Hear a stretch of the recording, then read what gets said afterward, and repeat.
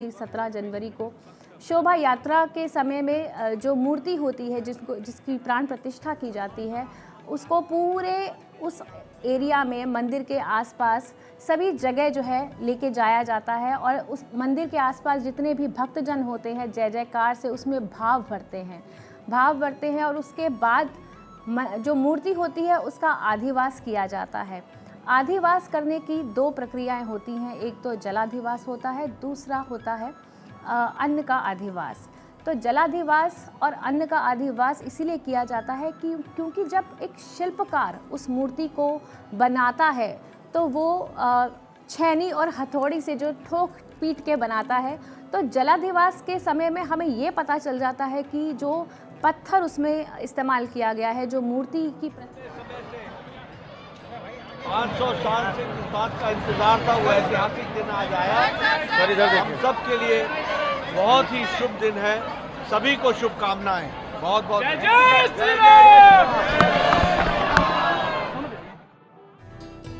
जी पूजा जी, अन्नाधिवास बता रही थी आप। जी, और जलाधिवास के बाद अगर मूर्ति में कोई कमियां होती हैं तो वो भी उसमें निकल कर आ जाती हैं। उसके बाद अन्नाधिवास किया जाता है जिसको हम कहते हैं कि अन्न के अंदर ये प्रभु श्री राम के दर्शन पूजन के बाद प्रधानमंत्री को यहाँ रक्षा सूत्र बांधा जा रहा है और जो पुरोहित है, पुजारी हैं, उनकी तरफ से प्रधानमंत्री को रक्षा सूत्र बांधा जा रहा है।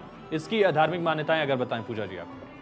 जी देखिए, रक्षा सूत्र जो बांधा जा रहा है प्रधानमंत्री जी को, प्रधानमंत्री हमारे राष्ट्र के प्रधानमंत्री हैं और ये जो है सनातन धर्म का एक तरह से परचम श्री नरेंद्र मोदी जी ने ही लहराया है।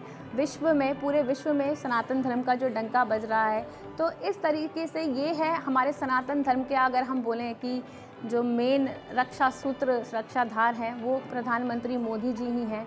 और यहाँ पे आप देखिए कि जितने एफर्ट्स पिछले 10 साल में हुए हैं सनातन धर्म को लेकर, उससे पहले सनातन धर्म का इतना बोलबाला नहीं था।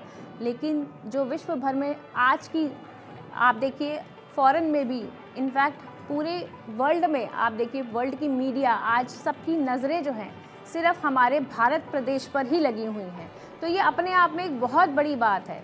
और जहाँ तक श्री राम जी की बात है, श्री राम जी के चरित्र की यदि हम बात करें तो श्री राम जी के चरित्र का यदि एक अंश भी हम अपनी ज़िंदगी में उतार लें तो ये अपने आप में बहुत बड़ी बात है कि उनकी ज़िंदगी में वो जिस तरह से मर्यादा पुरुषोत्तम राम के नाम से जाने जाते हैं, उनके चरित्र का यदि वर्णन किया जाए एक बहुत अच्छे भाई के रूप में, एक बहुत अच्छे पुत्र के रूप में, एक पति के रूप में, एक मित्र के रूप में, अगर इन सभी गुणों को इसका 1% अंश भी हम अपनी जिंदगी में उतार लें तो ये बहुत ही क्या परिक्रमा कर रहे हैं प्रधानमंत्री नरेंद्र मोदी प्रभु श्री राम की पूजा अर्चना की। उसके बाद महंत नृत्य गोपाल दास के पास पहुंचे, जो मणिराम दास छावनी के संत हैं, पीठाधीश्वर एक तरह से हैं, और राम मंदिर आंदोलन में लगातार उनका नेतृत्व भी रहा है, उनके गुरु का नेतृत्व रहा। उन्होंने अपनी आखिरी सांस तक राम मंदिर की इच्छा प्रकट की थी, उनसे रक्षा सूत्र बंधवाया और अब प्रभु श्री राम की परिक्रमा कर रहे हैं प्रधानमंत्री नरेंद्र मोदी। उन्होंने रक्षा सूत्र बनवाने के बाद एक भेंट भी दी, मंत्र और साष्टांग प्रणाम कर रहे हैं प्रधानमंत्री नरेंद्र मोदी। ये तस्वीर देखिए, ये तस्वीर ऐतिहासिक है। प्रभु श्री राम को साष्टांग प्रणाम करते हुए प्रधानमंत्री नरेंद्र मोदी। वो तस्वीर याद करिएगा जब शिलान्यास से पहले नरेंद्र मोदी पूजा करने पहुंचे थे, जब शिलान्यास भूमि पूजन से पहले साष्टांग प्रणाम किया था, वो भी हम आपको दिखाएंगे। लेकिन ये तस्वीर अद्भुत है, ये तस्वीर अहम है।